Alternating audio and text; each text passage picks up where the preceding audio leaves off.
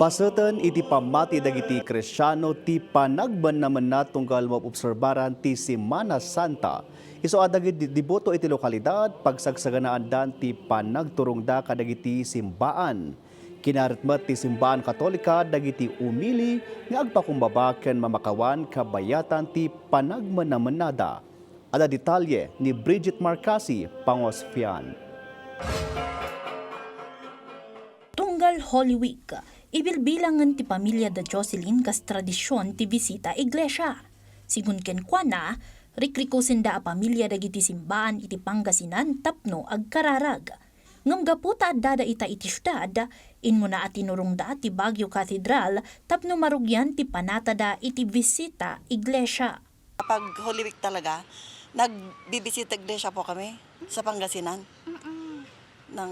Kung pinupuntahan namin yung mga simbahan doon, malapit po sa Pangasinan. Ay sa around Pangasinan. Timet grupo dagitoy as senior citizens.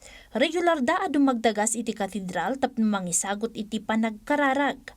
Malaksid iti bisita iglesia, impeteng dati kinapateg ti obserbasyon ken panagmen naman na iti Holy Week. Kailangan maging okay rin sa atin na paminsan-minsan yung ipangili natin siya. Parang yun lang yung ibabalik. Bigyan natin ng panahon. Panahon ang Panginoong Diyos. Doon lang tayo dapat magsisi sa lahat ng mga kasalanan natin ginagawa. Itimot mensahe ni Reverend Rafi Cruz. Ginuyogoy na ti publiko as ipupuso nga agsubli iti sidong tinamarswa ken agreflect kadagiti naar aramidana.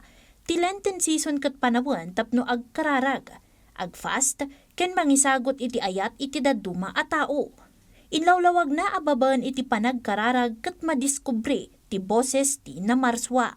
In fasting, we learn to depend less on ourselves and more on Jesus.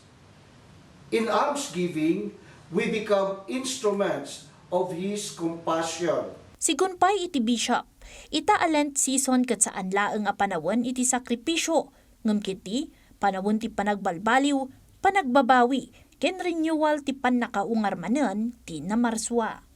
May this season draw us closer to Christ and to one another. Let us walk together in hope, trusting that God's mercy is greater than our weaknesses. A blessed and meaningful Lent to all. Amen. Bridget Marcasi, Pangosfian, para iti Pambansang TV, iti Baro, a Pilipinas.